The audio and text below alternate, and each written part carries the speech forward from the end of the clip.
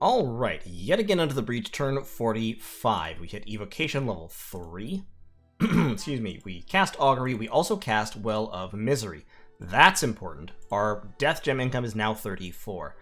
There was a battle in White Lake, which we won, we took that province. There was also a battle in Dragonscale Mountains. I'm losing my mind. It's not Asmodeus, it is Asphodel. Asphodel had warned me they were moving in, and I was like, yeah, come on, man, move in. They moved in with a lot, actually. They've got their god, a Panic Apostate, a Dryad Hag, and a Carrion Lord.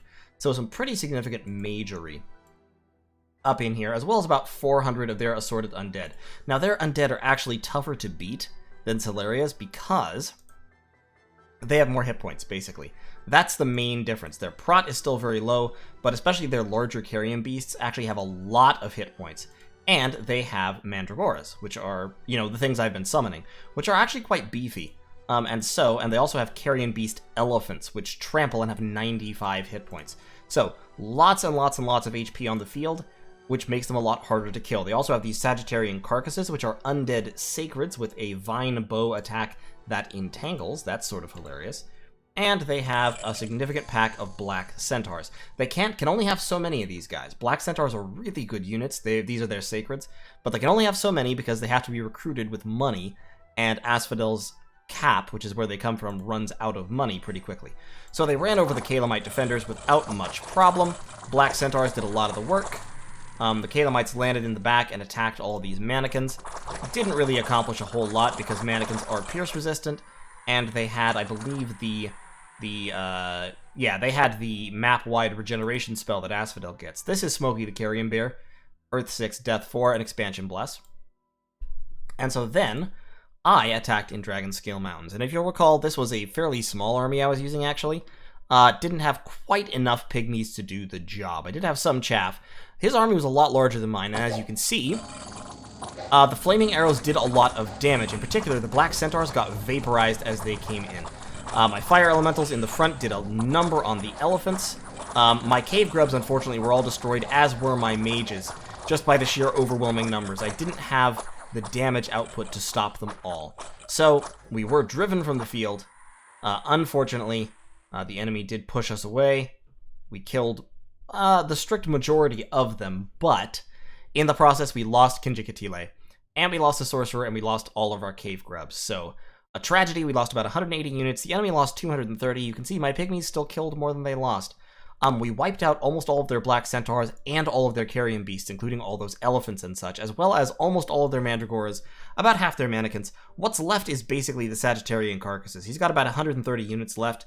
Sagittarian Carcasses, mannequins, and a few random chaff units remaining. 4 Black Centaurs, 4 carrion beasts, 2 Mandragoras, about 60 mannequins, and the 43 Sagittarian Carcasses. So overall, not awful. Could have been worse. We have gathered another army. We're claiming the Throne of Beasts. Our army is collapsing down here, and this is a significantly larger and more powerful army. We've got a Phoenix Power Flaming Arrows Sorcerer, we've got a Howl Sorcerer to distract the enemy, and we've got more chaff. We've got a lot more pygmies, many more pygmies, about 300 pygmies if I've counted correctly. And we are casting Vengeance of the Dead in order to try and kill Smokey the Carrion Bear, who does not have any increases to his magic resistance. And I have a Rune Smasher, as it happens. So we're going to see if we can wipe him out. It'll summon well over 100 dudes. He may be able to kill them before Auto Route sets in. That's possible, because he does have multiple magical attacks that can hurt ethereal beings, but it's worth a shot. So beyond that, we're collapsing that army down here. We're moving more troops into Azimar to help besiege that. We'll organize these guys once we get there. We're also setting our 2 assassins to assassinate commanders inside Azimar in a bid to make the attack easy. And we've got Nazca, unfortunately, is taking over Caelum, and there's nothing I can do about it, so there's that. But we will. Dragonscale Mountains is going to take at least one more turn to break, and in that time we will have a powerful army that will overrun this force in a tide of flaming arrows. It says they have about 200 units, but we know that they do not, in fact. They have about 130 units or so. So that's overestimating by a significant margin, unless they brought in a lot of reinforcements, which I don't think they have. They only have one entry point here. In fact, I don't know why his god is up here in the first place. In any case, beyond that, what was I doing? We're forging a pair of earth boots. We're moving Black Branch down. We're moving our other ivy crowns over to this way so we can start pumping out vine ogres. We are researching. This guy's giving us devils now because he's got that contract. And mainly just researching. Zamioni is moving up here to Solam. And that's because I can see the future. I can see the point in the future where I am going to have to turn on Nazca. So we're working on that. I'm summoning a Mound Fiend here with some of my Death Gems. We're moving down here to build a lab underwater with this guy, Balbua the Azure Mage, who we got from a random event. Balbua the Azure Mage, that was fantastic. A couple of other random events don't really matter all that much. Excuse me. And over here, we are empowering Hassan in water. When he's empowered in water, we will give him those water boosters, and he will begin casting, water spells. Right now, we have those water boosters up on Rumelisa, who is casting Voice of Apsu in a bid to get higher water gem income. My goal here is to break into water in a significant way by using my water mages and an underwater lab to summon Sea King, and then to summon a Sea King, and use that Sea King then to summon other water creatures and water units. I'll be summoning Naiad Warriors, which will Kidnits, which are blockers with Awe 4, which is not useful against the undead, but will be very useful against, for example, Nazca later on, because Awe 4 means that most Nazcan units actually won't attack them most of the time. We can actually look here in Neotha. Obviously, Hatan Runas have morale 7, but there's also in Arnbeg, you have Cock Runas have morale 11, so against Awe 4 they will also rarely attack, and even his Sacreds don't have perfect morale. Like, their morale is not fantastic, so it should be fine. We've completed a couple of fortresses. Up here, we're still churning out Magi at a rate of 1 per turn. And, yeah, that's where we are right at the moment. Kasahun is going to go... We're spreading our Dominion pretty efficiently, which is radical. And, Kasahuna should go up here. Do I have some enemy Dominion? I actually have some enemy Dominion in the halls. That's the military-industrial complex who is dead. So, fascinating. But we'll get rid of that over time. We've managed to take these 2 water provinces, which gives us a bunch more income, which is great. And like I said, we will drive Asphodel off this fort. We'll take that fort. We'll take these 2 provinces. I was hoping that I could get Caelum, but obviously I cannot. Nazca is taking Caelum. And that only really cements Nazca's superiority. Nazca is now definitively and obviously superior to everyone else. Ermor has a pretty large army there, but you can see Nazca's forces are besieging him on this throne. Nazca has both of these forts. That means that actually this territory, I already knew this territory was owned by Nazca. That's Ermor up there, but that means that Ermor is really kind of circumscribed to this little area, with perhaps some down here. And I know that Nazca's cut him off down here from Ulm as well. So, yeah, Nazca has to be stopped. They are absolutely running away with the game, and what needs to be done is, this is why I'm moving some magic users up to this area, because they really have to be stopped. We're recruiting a couple more Bane Spiders. The process of stopping Nazca will be a significant problem, but I think we can manage it. So, in any case, we'll see how things go. We're going to move Carrie up there as well, so Carrie can cast some important spells. Maybe summon some Lamia Queens or something. This Lamia Queen, we can give boosters to do cool stuff. Funny Guy is just wearing that while he casts Vengeance of the Dead. That's fine. But we can make Aya Death 5 as well if we need to. And, yeah, we'll see what develops. So, that was turn 45. I'll see y'all in turn 46. Alright, turn 46. Hassan has empowered himself in water.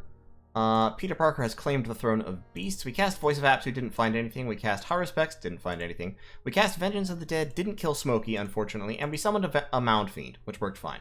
We also killed a couple of Ice Crafters, and we captured some Blood Slaves, which Asha is taking back to Machaka. Funny Guy is casting Vengeance of the Dead again, because it's always worth trying again. And we have assembled our army here. We've got a couple hundred pygmies. A pretty good chunk of pygmies, to be fully honest. I might as well give those to him, actually. That's fine. How many pygmies even is this? 40, about 70, 90 some odd, 130, 160, another 88 there, about 240, about 350 pygmies, plus a good deal of assorted chaff in front, primarily Machaka Hoplites, but with a small mixture of Spider Knights, and with a battalions of undead and Vine Ogres on the flanks. I've got my mages in the center. I've got one Mound Fiend, fresh out of the ocean, still dripping wet. And this army will, of course, have Flaming Arrows from Tifu. He will have Phoenix Power, so the first round won't have them. But after that, we'll have Flaming Arrows active. We'll just put him right there. And, yeah, should pretty much lay down the proverbial smack on this army here. I don't know how many he thinks I have. I'm not sure he thinks I have over 300. Over 300 pygmies plus 1, 2, 3, 4, 5, 6 priests is close to the size of the armies that were destroying Sceleria. Oh, also, I'm sorry. It's actually another 40 pygmies plus Kwanzaa here. So that's another 2 priests. So actually it's about 350 priests. 350 pygmies and 8 priests. He's gonna have a bad time. The undead will suffer somewhat from this. Now, things that could stop this from causing the undead to suffer grievous losses. If Smokey the Carrion Bear, if he's researched alteration level 7, which he probably has, I would imagine, and Smokey can spam Marble Warriors on troops near him, that will make them very tough to kill with the Flaming Arrows. If Smokey can cast... Smokey can probably cast Rigor Mortis, I imagine. And so if he's got some death gems for Smokey, then Smokey could cast Rigor Mortis. That might work better for him than it did for Sceleria, because his troops are a lot tougher than Celeria's, and so can absorb more volleys, and so the battle lasts longer, and yada yada yada. I think I still win. I think under Rigor Mortis I can probably still pull it out. The fly in the ointment will be Smokey himself, because Smokey himself might be tough enough to not die. And that could cause a problem. The counters to that I could potentially deploy, a little bit limited, unfortunately. Little bit limited. I could... Yeah, kind of hard to say. I'm going to put an Ivy Crown on Sudi, and I'm going to have him awakening Vine Ogres as well, I think. Or you could construct Mandragoras, I suppose. Let's awaken. Let's awaken Vine Ogres. He can't do that. He's not Nature 3.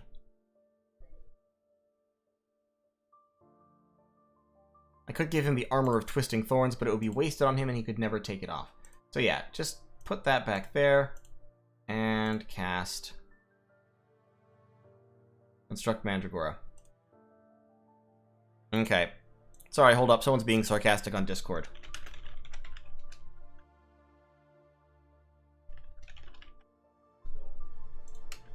Got it.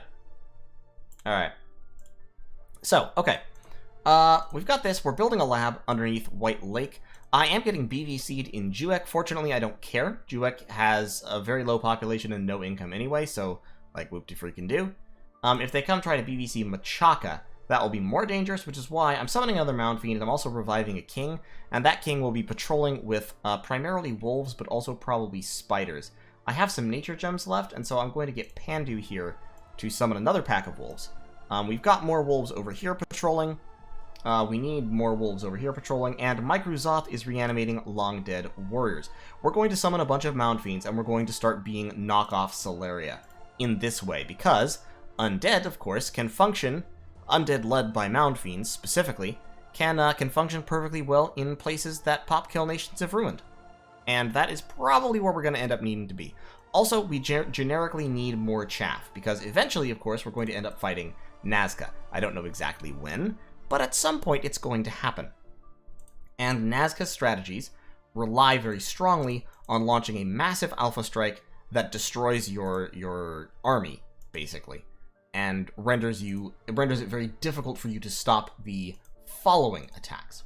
So we can counter that just by having enough chaff to absorb the initial strike and then strike back. I'm also patrolling over here with some pygmies. I could use some more pygmies because I need to hunt out that the Cult of Gaia down there. More troops rolling in, quite a few more troops actually. Plus, we're still churning out a good number of pygmies here in Imicton, or Imicton as the case may be. We'll send Sami over there as well, and we'll send Mamuni, who is Nature 3. So, Overall, I think this is going to work out. I could be defeated. Like I said, I could be defeated by Smokey the Carrion Bear buffing up his defenses to the point where I can't effectively hurt him. So things that could still hurt him even with his defenses buffed. Foul Beasts could potentially hurt him, although not amazingly so. Machaka Hoplites can't really. Black Hunters potentially, albeit probably not. What else? What else? What else? Fire Elementals potentially. But basically, if he buffs up to really, really high prot with Iron Skin or something, he'll be hard to hurt. So we're going to go in, we're going to try. I think I can probably rout him with army losses if it comes down to it, because he does have 150 units or so here, and they tend to be pretty high HP. So I think I can just break him through army losses. If that doesn't work, then hopefully the Vengeance of the Dead will get him. I mean, the odds are pretty decent. It's a roll of... It's effectively a roll of 14 versus 18, which is his magic resistance. So that's like a... It's not a high chance, but it's like a, what is it, 15-20% chance, something like that. Decent chance to kill him. And he, or possibly the fact he should have known that it was cast at him last turn. It might spook him. He might pull Smokey out, which would be ideal. Nazca has, of course, eaten the majority of Caelum in one massive gulp, which is unfortunate. I am using a whole bunch of water gems to cast Hidden in Snow over there, and I'm casting Voice of Apsu still, and I will start using water gems pretty soon to cast... what was that spell I was thinking of? I was thinking of a spell, and now I have forgotten it. I'm going to have Tfue start patrolling, though, with a whole bunch of pygmies. Sod can research. He's sad about it, that he's sitting here researching. These guys are researching. Actually, you all can... I want you to be forging lightless lanterns. I need more research. There you go. 2 gems for a lightless lantern. Fantastic. I love it. Awakening some Vine Ogres, Haruspecs, constructing Mandragoras, forging a lightless lantern. Great, and we've got Orm standing here just sort of twiddling his thumbs. Well, yeah, he has thumbs. He has a thumb at least. He has at least one arm. So, you know, good on him. Okay, that's the plan for this turn. Like I said, we're going to build up a few Mound Fiends and start churning out, you know, I don't know, 50 or 60 skeletons per turn. Something like that. That will be helpful. Over here, we are recruiting nothing because we are completely out of cash because we're building that lab. It's sad how quickly that happens to us. We are still recruiting Magi, which is good. We're recruiting a commander up here to lead some troops in patrolling. Specifically, we're casting Pack of Wolves. Once again, we just have to do something about the potential BVCs. Recruiting nothing there. We are recruiting Witch Doctors in Sceleria to keep up a little bit of research. Pumping out 2 Eyes of the Lord plus a squintillion pygmies. I can actually shift some of that recruitment forward. I can afford to recruit about 7 more pygmies here. Actually, it's 8, I think. 1, 2, 3, 4, 5, 6, 7, 8. It's 9. I can afford to recruit 9 more pygmies up there. So, tons and tons and tons and tons and tons and tons of pygmies coming out, which will continue working for a little while at least. And, yeah, over here we've still got troops patrolling. We got more troops rolling over to join the fight. And we're going to pour down into Asphodel's territory and cause some damage. Ideally, I will manage to take Asphodel itself, but I anticipate that Nazca will beat me there. So we'll see how it goes. Ermor is still a going concern in this area, but as I've mentioned, their territory has shrunk a lot. Nazca is comprehensively thrashing them, or at least seems to be. And I'm a little bit worried about what that means. Little bit. No, let me not mince words. I'm extremely worried about what that means. Nazca is very large, very powerful. Perun has played this game very, very well, especially in terms of diplomacy. His diplomacy has been on point all game. And it's going to be a huge problem fighting him. So that is what I actually need to be gearing myself towards now. I have to be gearing myself towards what do I do about Nazca? And that will be the question of the hour for the foreseeable future. But in any case, thanks for watching, and I'll see y'all in turn 47. Okay, turn 47, and here is the big news of the turn. We are casting King of Banefires. I had to alchemize some gems in order to get this done. I had to alchemize some of my water and some of my earth gems. A little bit sad because I kind of wanted to use them for other things, but we're summoning the King of Banefires, which I think is worth it. Very, very much worth it. Especially because we also have Construction 6, so we can afford to forge him some sweet, sweet gear. We're out of pearls, unfortunately, so we're gonna... excuse me, we're gonna have to wait one turn. You have to pardon my cough there. We're gonna have to wait one turn in order to get him some pearl equipment. I am, however, going to forge him a Ring of Regeneration, and we're going to forge him some armor. He's already highly cold resistant. We could actually go full stupid and forge him an Iron Face. He's naturally ethereal, if I recall correctly, so stacking Prot on top of his ethereality would be super, super useful. Elemental Armor is a great one for him. It does have a significant encumbrance, but if I recall correctly, he's actually a 0 encumbrance chassis, so this only actually affects spellcasting. Could also do Marble Armor. Marble Armor gives Body Prot plus Stone Skin, so 15 Nat Prot. Stymphalian Wings are terrible, don't use them. The Shock and Cold Resist could be valuable, albeit not against Ulm, which is whom we're anticipating fighting first. I'm thinking probably Armor of Knights. Yeah, Armor of Knights there. So we'll get him Armor of Knights, we'll get him a Ring of Regeneration. We're also going to get him... he's going to need Magic Resistance, primarily. And he's going to need a way to survive. Against Ulm, his main purpose will be to survive having... having Iron Blizzard spammed at him. So Iron Blizzard does double damage to magical beings. It's, if I recall correctly, 10 armor-piercing magical damage. So you need a lot of Prot to stop it. Invulnerability does not count. And, of course, the damage is doubled versus magical beings, which he is. And Ethereality also doesn't stop it. So what he needs for that is he'll need Soul Vortex and Phoenix Pyre, basically. Fortunately, I just so happen to have Alteration 7. And I can also cast Skeletal Body to have piercing damage, and Iron Blizzard is piercing damage. So that will affect you that way. And, of course, he has the paths to just cast out of the box Soul Vortex and Phoenix Pyre. So, the other things he's going to need are Reinvigoration Gear. We've got the armor coming. We've got the Ring of Regeneration coming. Do I have an extra hammer I can give to you? Is anyone holding a hammer? Taki is holding a hammer to forge a Skull of Fire. That's fine. Incidentally, I could have sworn I sent a Skull of Fire to Nazca, which they paid for. But I'm not sure. I think that was a Skull of Fire that I forged for myself. I'm not actually going to forge that Skull of Fire. I don't need it right at the moment. Because I'll be able to give this Skull of Fire to him. Well, there's no lab here, actually, so no, never mind. I do want to forge that Skull of Fire. Because I want my guy, my dude, the King of Banefires, to have a Skull of Fire.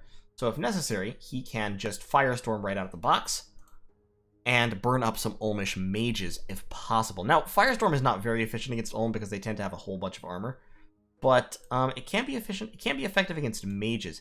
If we look at Ulm, Master Smiths have Prot 8 and no hat. Priest Smiths have Prot 8 and also no hat. So unless they spend their first round, unless they spend one of their first couple of rounds casting Iron Skin on themselves, which, to be fair, they often do, if they don't do that, then they are very, very likely to get Firestormed to death. And actually, I need to not do that. I'm not forging the Ring of Regeneration yet, because next turn I will have the gem income necessary to summon a Fairy Queen, who is an Air 3 mage, and so can cast Arrowfend, which helps protect me against Iron Blizzard, because Iron Blizzard is projectiles. And so I can stop them by casting air spells that make projectiles miss. I can also cast Darkness, which lowers precision, and in fact I will. I've got one of my Mound Fiends up here reanimating. I'm moving a second Mound Fiend, as well as my Death 3 Lamia Queen up there. High-level Death Mages are very, very hard for Ulm to handle in general, because the strong Death tricks are extra strong against Ulm. Rigor Mortis affects high encumbrance troops worse than it does standard troops. Darkness takes the effectiveness of their Evo spam way down. Shadow Blast is highly effective against them because all their troops have low MR. And he has to cast anti-magic to get around that. So, like, Guardians, Guardians have 6 encumbrance, and Black Plate Infantry have 6 encumbrance. So if you drop Rigor Mortis on them and they're gaining an average of 5 extra fatigue per round, once they get into combat, they fall asleep very, very quickly. So spamming skeletons under Rigor Mortis at them can chaff them to death very quick, can chaff them asleep pretty quick. Once they're asleep, of course, the normally Ulm wins battles like that by everybody going to sleep in the front line, and then they keep spamming Iron Blizzard at you with all of their reinvigorating Priest Smiths who have reinvigoration items on that they forge for 1 gem, and are, and have cast Summon Earth Power, and so they have a total of like 11 reinvigoration or 10 reinvigoration. That can work. But I can throw Shadow Blast, and Shadow Blast, as I mentioned, is very, very effective against Ulmish troops. So if we look at Black Plate Infantry are magic resistance 9, and so are Guardians. Guardians are a lot more expensive, but they're still MR 9, and they will still on average be killed by a single hit of Shadow Blast. So, if he drops anti-magic, which he can do with priests, with Master Smiths with Astral randoms, if he drops anti-magic, then they go up to MR 13 and they're highly resistant to Shadow Blast. If he doesn't, or if you can stop him from dropping anti-magic, then they're highly vulnerable. He's also got a lot of crossbowmen. I know I keep popping back into this, and really I should just stay here while I'm talking. He's got a lot of crossbowmen. Crossbowmen have 17 prot. That said, Firestorm can still affect them pretty badly if I ramp up to cast Firestorm. Firestorm is 6 armor piercing damage to basically all the way across the battlefield. So against 17 protection, it will still cut through sometimes, because this rounds down to prot 8.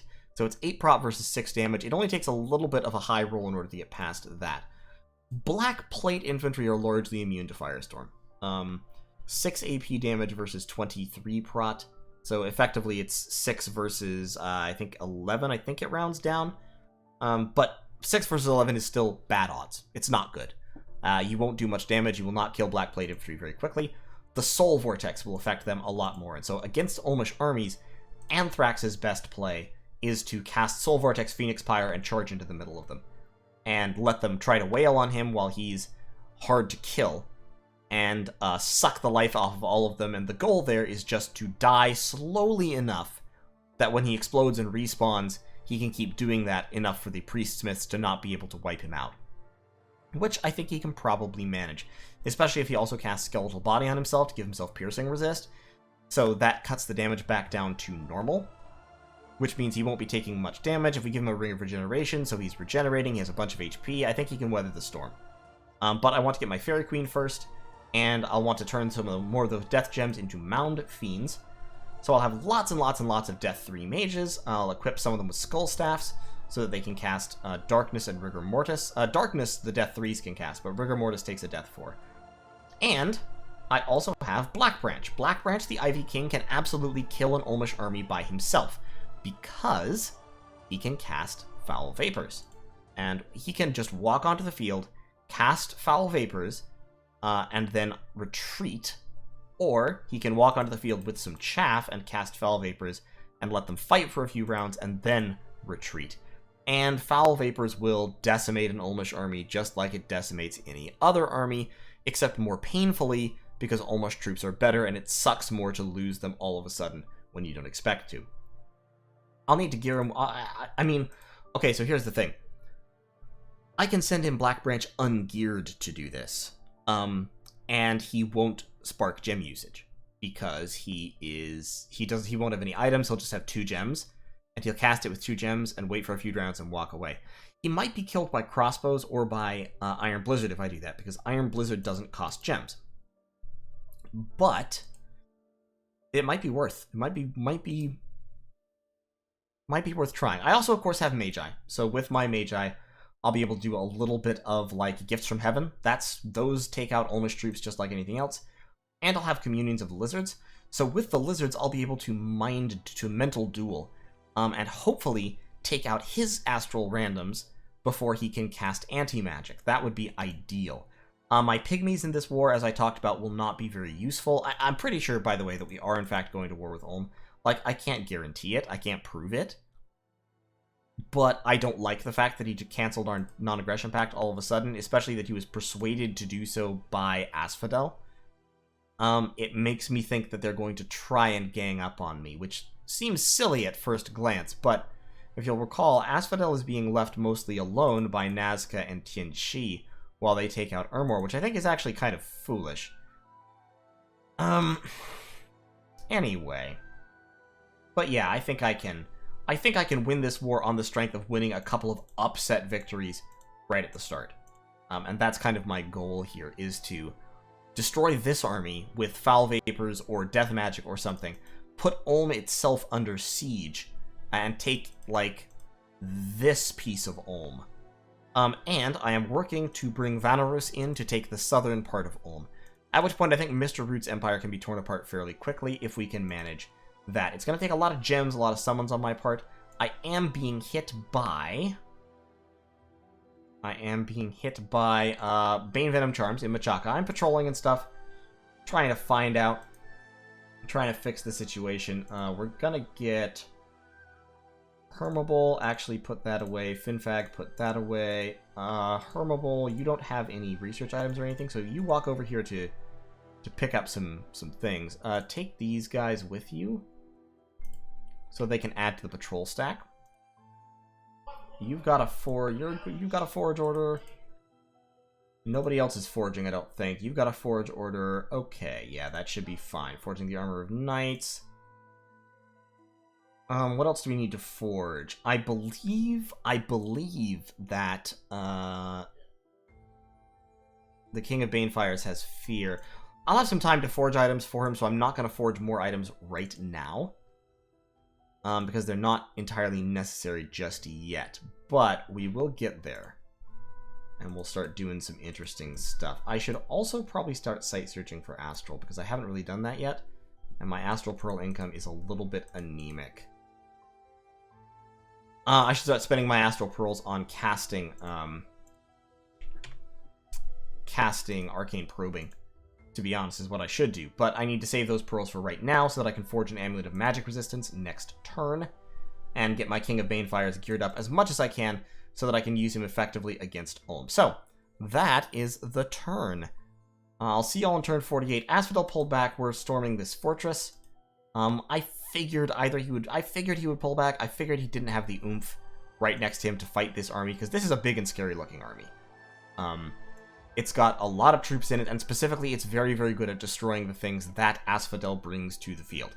In order to stop this army, he would need a lot more magic commitment, or he would need to gear up Smokey the Carrion Bear very heavily, which he could absolutely do. But, you know, I don't think he was geared up in the way that I don't think he felt confident about taking on this army. We're pouring in some more troops just because we can, because we have them. And as I said, they won't be super efficient against the other guy, against Ulm, so I might as well use them in this direction. And we're awakening more Vine Ogres down here, which we don't actually necessarily need to be doing.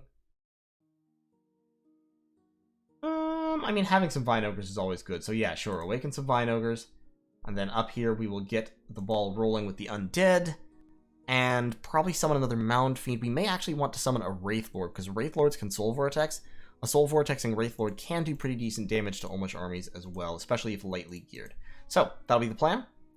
I'll see y'all in turn 47, and turn 48, I believe, is when the Non-Aggression Pact is officially over. So at that point, we should start seeing some movement from Ulm. In any case, till then, take care.